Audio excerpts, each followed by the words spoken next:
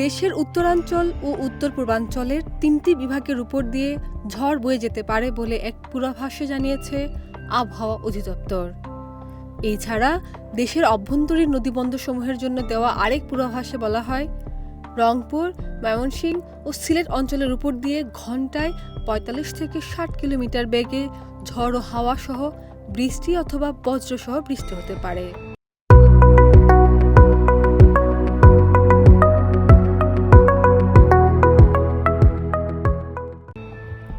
এ কারণে এইসব অঞ্চলের নদীবন্দরগুলোকে ১ নম্বর সতর্ক সংকেত দেখাতে বলা হয়েছে।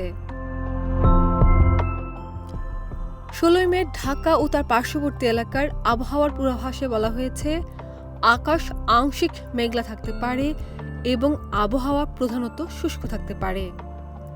দক্ষিণ অথবা দক্ষিণ পূর্ব দিক থেকে ঘণ্টায় ১০ থেকে ১৫ কিলোমিটার বেগে বাতাস প্রবাহিত হতে পারে।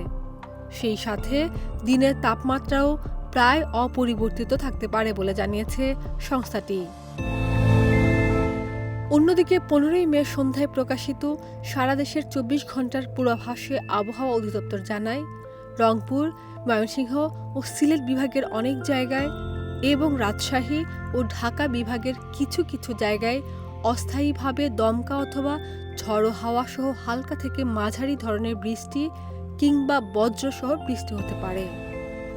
এছাড়া খুলনা, বরিশাল ও চট্টগ্রাম বিভাগের ২-১ জায়গায়ও বৃষ্টির সম্ভাবনা রয়েছে। পূর্বাভাসে আরও বলা হয়, ময়মনসিংহ ও সিলেট বিভাগের কোথাও কোথাও মাঝারি ধরনের ভারী থেকে ভারী বর্ষণ হতে পারে। একই সঙ্গে সারা দেশে দিন ও রাতের তাপমাত্রা প্রায় অপরিবর্তিত থাকতে পারে।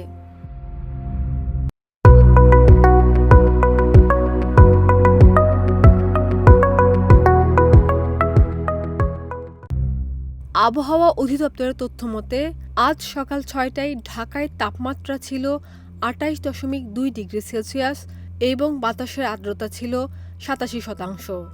গতকাল ঢাকায় সর্বোচ্চ তাপমাত্রা ছিল ৩৫.২ ডিগ্রি সেলসিয়াস এবং আজকে সর্বনিম্ন তাপমাত্রা রেকর্ড করা হয়েছে ২৬.৬ ডিগ্রি সেলসিয়াস।